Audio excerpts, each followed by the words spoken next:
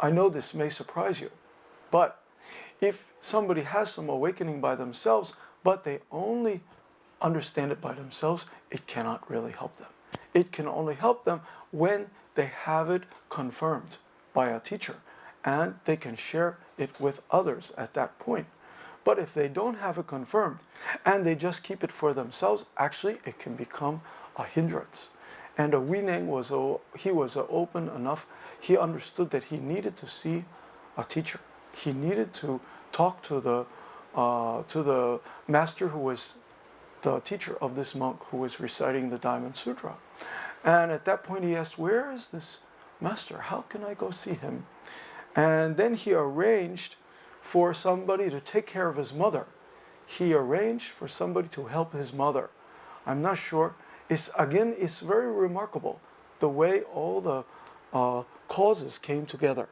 The cause and the condition came together is very remarkable. He's very young, he's very poor. He doesn't have education.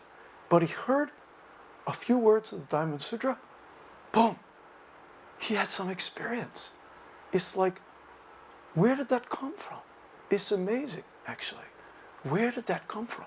And he knew that he had to visit the patriarch who lived on the mountain far away. And he knew that he had to find somebody to take care of his mother. So he said that he borrowed or somehow arranged for his mother to be taken care of.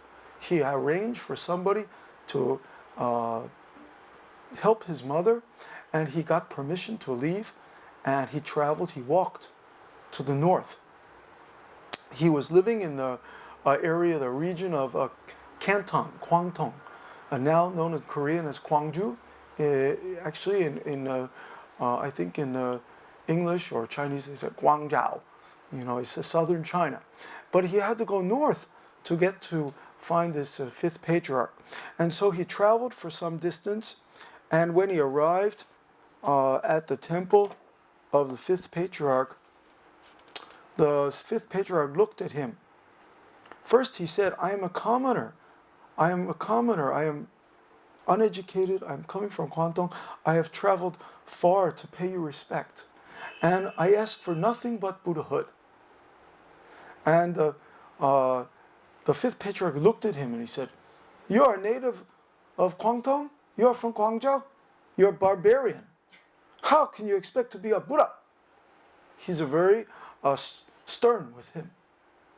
He's a very stern. And he said, you're barbarian. You are uncultured. How can you expect to be Buddha? Then the young man who would become the Wineng, he said, although there are northern men and southern men, north and south make no difference in Buddha nature. A barbarian is different from your holiness physically, but there is no difference in our Buddha nature. Wow, that's a remarkable speech. How could he say that? You can imagine, he's in front of a much older person. The monk is very stern, looking at him, you barbarian. It would have been much simpler to say, oh, I am barbarian, you're right, I am pitiful. But he didn't say that. And most people, if they were in this situation, they probably would wilt. They probably would like, But no, he said, human beings have north and south. But in Buddha nature, there's no north and south. And north and south make no difference in the Buddha nature. And he even challenged the patriarch. A barbarian is different from your holiness physically, but there is no difference in our Buddha nature. So where did this speech come from? It's really incredible, isn't it? That he could reply like this. Now we say maybe in his past life, he was already practicing, and he probably already was realized bodhisattva in his past life. This is the one way we can explain it. But this is, of course, only explaining it. We don't really know how that happened. But it's a very amazing thing. All of you, especially you Korean people, you know when you're in front of the older person and the person talks to you strictly. Where you come from? You barbarian, you come from Wow, you come from over there in Cholado? What kind of barbarian are you? Then usually people that cannot answer, or you come from Gyeongsando, you're uncultured person, it's very difficult to answer. Or, maybe somebody looks at you, oh, you come from Europe. How can you understand Buddhism? How can you become Buddha if you came from Europe or you came from America? You're a barbarian. When I first came to Korea, some people looked at me and they said, oh, you're born in America, and American people, they're very materialistic. How can you practice that? You're so materialistic society, You cannot practice the sun. And so, like that, he was able to respond so smoothly. We say that already he had some awakening. He had some experience. And then he said to the, later he said, the fifth patriarch, he looked at him and he said to him, go over there and join the people who are working. He said to him, you go over there and you do some work. And then he said, wisdom often arises in my mind. If you don't go astray from your essence of mind, one may be called a field of merits. I do not know what work your holiness would ask me to do. He is saying, what kind of work can I do? Already, if I stay with my true self, I'm doing the best work that there is. And so, but the patriarch looked at him and said, this barbarian is too bright. He said, you're too clever. Go off to work. Well, why did he say that? Why did the fifth patriarch, why did he tell him to go over to the backyard and to split firewood and to pound the rice? Now, of course, some people think that, because he was telling him to do some kind of working meditation. But that's not the case, actually. He told him to go over there because he wanted to protect him, because other people were jealous of him. Other people saw that he was of unusual capacity, and they are jealous of him. So he said, you barbarian, you go over there, you do some work. He's actually protecting him that way. So it's said that after that, the Huineng was just working in the temple of the fifth patriarch, pounding the rice and chopping the firewood. And you can see, many times you can see the picture, the painting on a temple wall of Huineng pounding the rice. And it's very common in the temple to see some kind of a wall painting of Huineng pounding the rice. And it's said for 8 months he's just doing this kind of work. And one day, he said the patriarch, the fifth patriarch, saw him one day and said, and talked to him. He said, I know your knowledge of Buddhism. I know your knowledge of Buddhism is very sound, but I have to refrain from speaking to you, lest evildoers should do you harm. Do you understand? And he said, yes, sir, I do. And to avoid people taking notice of me, I dare not go near your hall. That time there were many monks, many people studying with the fifth patriarch. And he dared not go near the place where the fifth patriarch resided, even though he wished to talk to him, but he dared not go because they would be jealous of him and they may do him harm.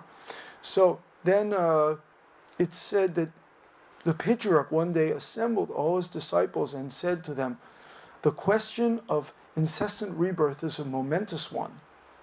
He said, the matter of life and death is very great matter, and things are changing very fast. And what this actually means is he's getting older. He's not so young anymore, okay? It means, the deeper meaning of that is he's getting older, the fifth patriarch. So he said, day after day, instead of trying to free yourselves from the bitter sea of life and death, you seem to go after tainted merits only, merits that cause rebirth. So rather than trying to free yourself from life and death, you're chasing after merits. In Buddhism, we often talk about merits, the merit of sharing, the merits of giving, the merits of taking precepts, the merits of doing this and that. But he said, tainted merits, merits that only cause you to be reborn. These merits will be of no help if your essence of mind is obscure. If you don't know the essence of your mind, even though you may do many good things, you may do many meritorious things, you're not going to be free from life and death. Then, go and seek for prajna in your own mind and write me a stanza, a poem, a gatha. Write me a poem about it. They say gatha, but actually we say in English poem. He who understands what the essence of mind is will be given the robe, the kasha, the kasa. When he says robe, it means the kasa. And the Dharma, and I shall make him the sixth patriarch. Go away quickly. Delay not in writing this stanza, as deliberation is quite unnecessary and of no use. The man who has realized the essence of mind can speak of it at once, as soon as he is spoken to about it, and he cannot lose sight of it, even when engaged in battle. Wow, that's quite a statement. He's saying, if you get this essence of mind, essence, which is the true nature, even you are engaged in a battle, even you are fighting with somebody like on a battlefield, you won't lose it if you really attain it.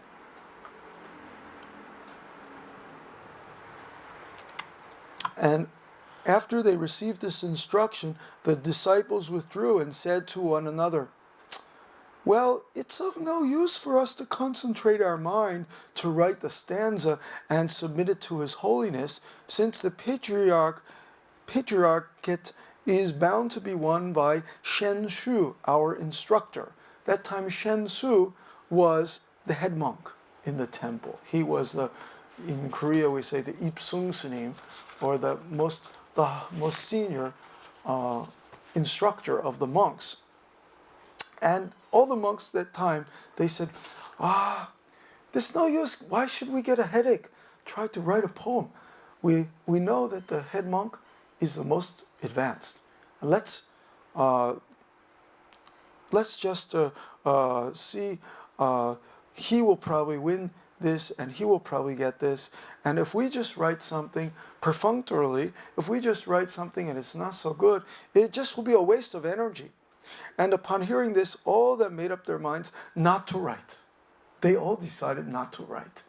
This means they don't have confidence. They didn't really attain the essence of mind. They didn't really attain their true nature.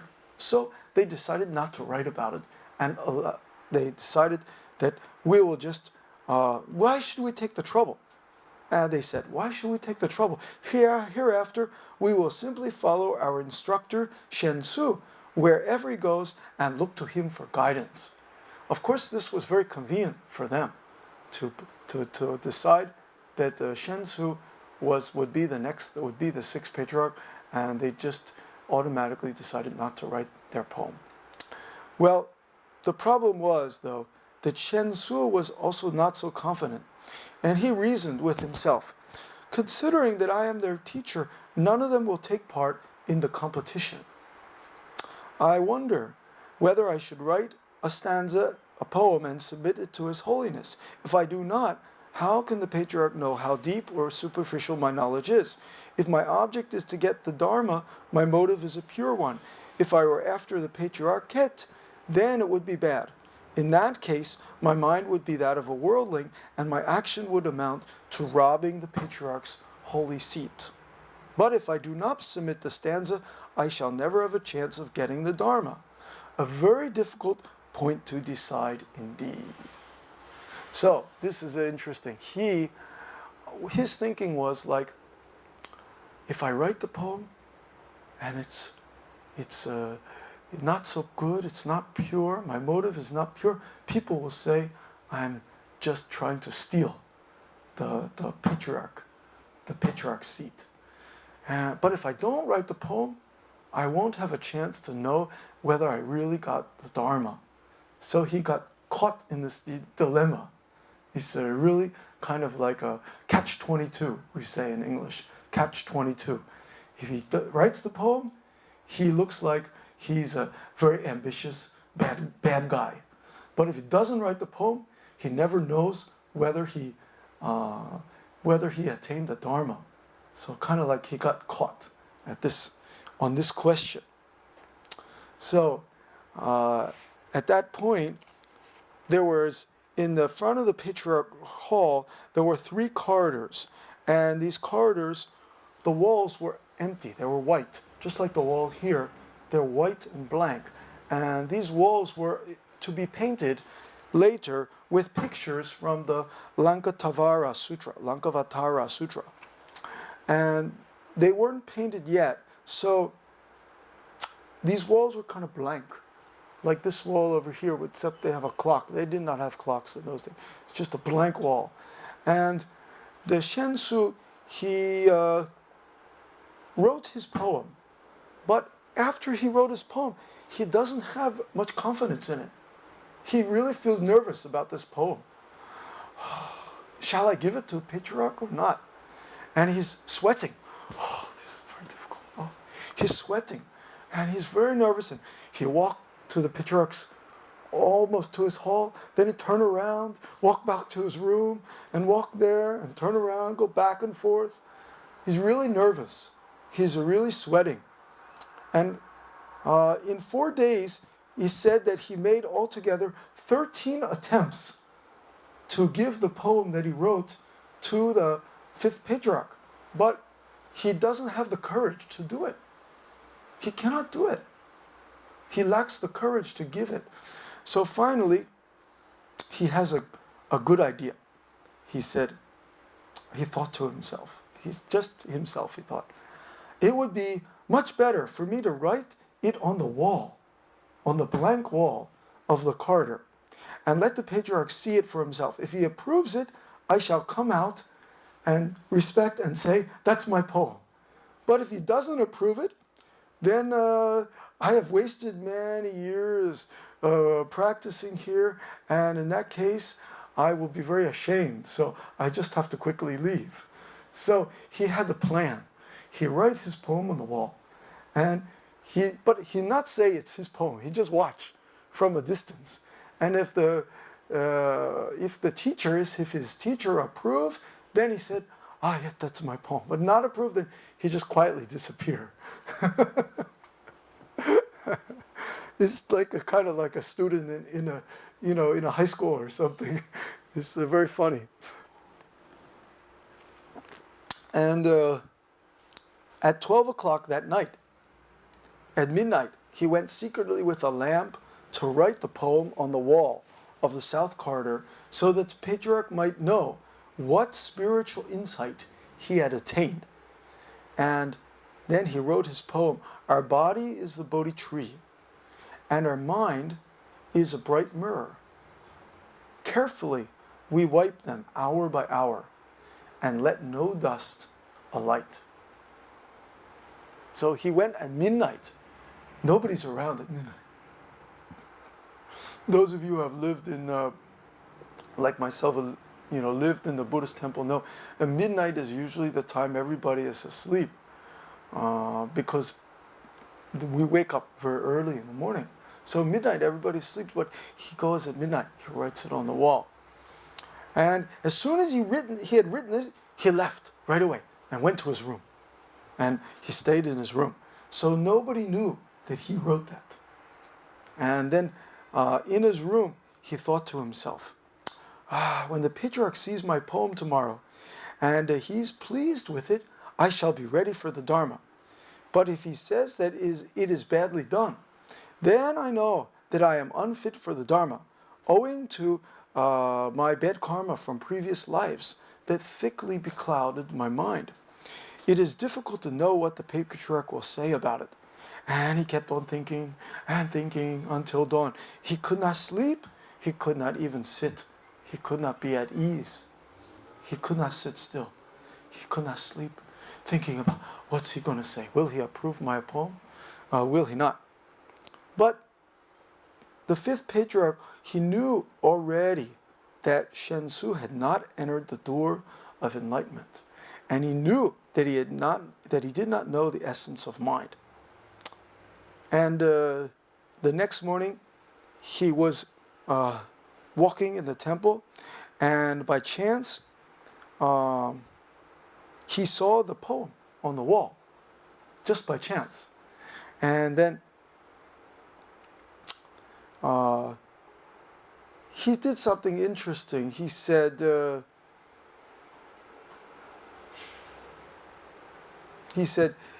let's not paint the wall now. It's better we not paint this wall now. Let's leave this poem here so that people can study this poem and they can recite it. And if they put its teaching into actual practice, they will be saved from the misery of being born in the three evil realms of existence. And the merit gained by one who practices it, it will be great indeed.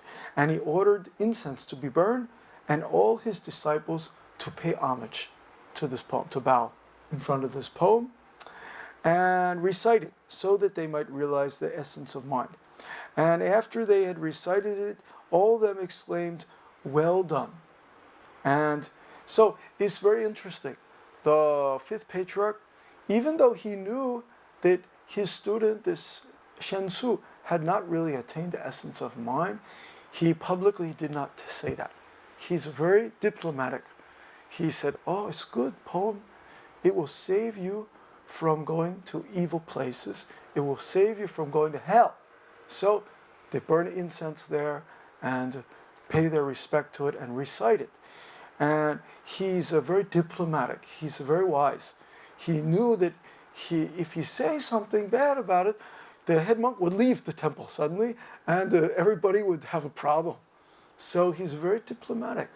And then he ordered the Shen Su, the head monk, to come to the hall, and he ordered him to come to the hall at midnight, not during the day, at the middle of night, 12 o'clock. And he asked him, "Did you write this? Did you write this poem?" And he said, "Yes, I wrote this poem. I dare not to be so vain as to expect to get the patriarchate, but I wish your holiness would please tell me, kindly tell me, does my poem show the least grain of wisdom?" So actually he was very good. He's very honest. He said, "I don't want to be the kind of bad person to steal the patriarch, but please tell me, does my poem have wisdom?" And the patriarch said to him very directly, he said, "Your poem shows you have not yet realized the essence of mind. So far you have reached the door of enlightenment, but you haven't entered it. To seek for supreme enlightenment with such an understanding as yours can hardly be successful." And then he continues I won't read everything he said, but he continued to tell him that one must be able to know spontaneously one's own nature or essence of mind, which is neither created nor annihilated. And he went on to tell him about the essence of mind.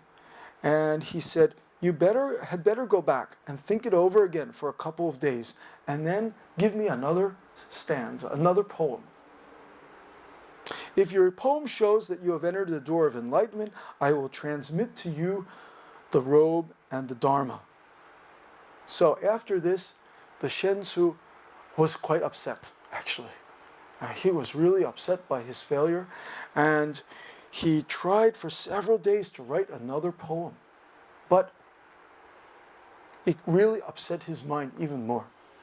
And he's really upset, so he was like sick. He's ill, and he's sick, and he's like he was in a nightmare, and he could not find comfort in sitting nor in walking. He's very uncomfortable because of that. And so he's wow, he's like really upset by this failure. So after that, what happened is that the Wei Neng, the young man, he is not yet even the monk actually. He's working like a hengja in the, he's working just a working person. He's working, pounding the rice, and he was pounding the rice, and while he was pounding the rice, he heard the poem that was being recited, the poem that was written by Shen Su. And as soon as he heard it, he knew at once that the composer of it had not yet realized the essence of mind. And although he had not yet really been taught about it, he already had a good idea of it. And at that point, he got the idea that he too would write his own poem. And he asked somebody to help him write the poem on the wall that he had already composed. He was composing in his mind. But the person that he asked a monk, a young boy, he said, "You barbarian,